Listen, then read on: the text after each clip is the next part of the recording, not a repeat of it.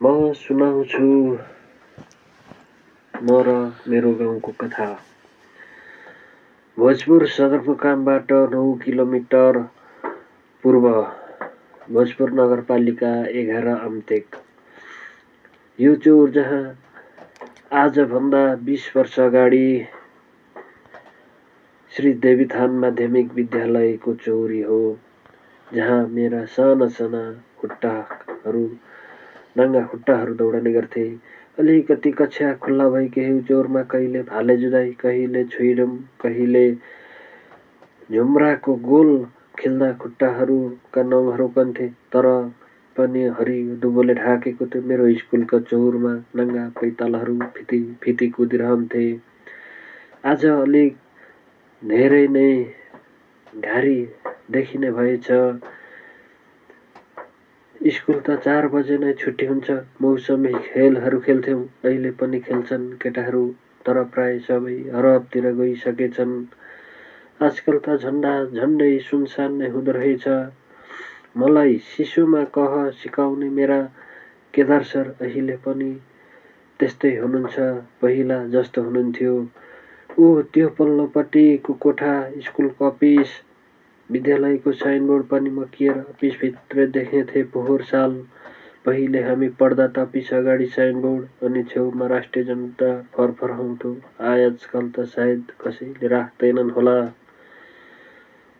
त्यो चौर, त्यो कक्षा कोठा, मेरो कथा, चौरी मुनिको आँप कटर अनि गुलिया अमला, हिरण्य फलफुल गोझ्याङ एउटा कथा, उतापट्टिको फलैचा अर्को कथा, अलि परको आँपको बोट एउटा कथा, स्कुल अगाडिको देवीथान एउटा कथा अनि मेरो घरदेखि स्कुलसम्म जोडिने गोरेटो बाटोको अर्को कथा।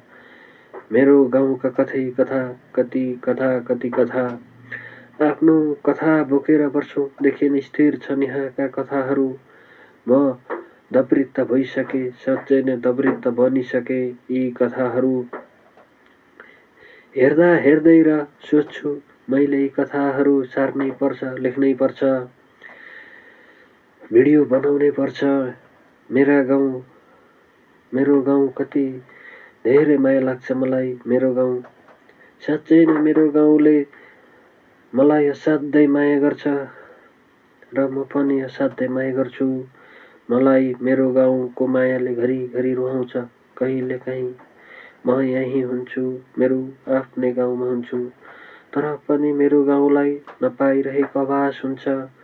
मैले देखि मेरो गाउँ जस्तो थियो आज नै त्यस्तै छ। यहाँ एउटा राम्रो मोटर बाटो चाहिने हो, तर ट्र्याक जस्तो मात्र छ, अरू विकास हुन सकेन। त्यही ट्र्याक खन्दा पनि ठुला बडाहरूले धेरै थिचोमिचो गर्थे। प्राय सबै पाखाबारीहरू छन्। अखुवा खोलाबाट कुलामा पानी ल्याउनु पर्ने। तर कति हेपिएको मेरो गाउँ, कति गरिब क्या। हिउँदमा त 5 भोल्टेजसम्म गाडी आउँछ, बर्खामा त फेरि यस्तै। अहिले क्याम्पस अनि कहिले केको ट्रेनिङ लिन कता जाँदै आएर बिहे गरियो, लगत्तै सदरमुकाम बस्न थालियो। आजसम्म त तलै छु, तर मेरो मन भन्छ यो गाउँलाई मेरो खाँचो छ। मलाई आभास हुन्छ पितौलाले मलाई धेरै माया गर्छ। जब म यहाँ आउँछु, तब मेरो गाउँ हर्षले रहेको महसुस गर्छु। महिनौं पछि आज फेरि गाउँ आइयो अनि आज यो चौरको बीचमा बसेर म यो कथा लेखिरहेको छु। त्यो आँपको झ्याङमा लटरम्म आँप फल्थे, खुब चोरी खानेलाई लखेटिन्थ्यो अनि आँप धनी आउँदै गरेको देखियो कि मकैका कलिला बिरुवाहरू माड्दै खुब कुद्थे। त्यो पल्लो डिलतिर सानो खोल्सो अनि यता आउने मूल बाटो। त्यो स्कुलदेखि माथिल्लो घरको सबैको काका, जो हामी बच्चा हुँदादेखि नै चौरमा खुब फुटबल खेल्नुहुन्थ्यो, चुरोट पिउँदै आउँदै हुनुहुन्छ।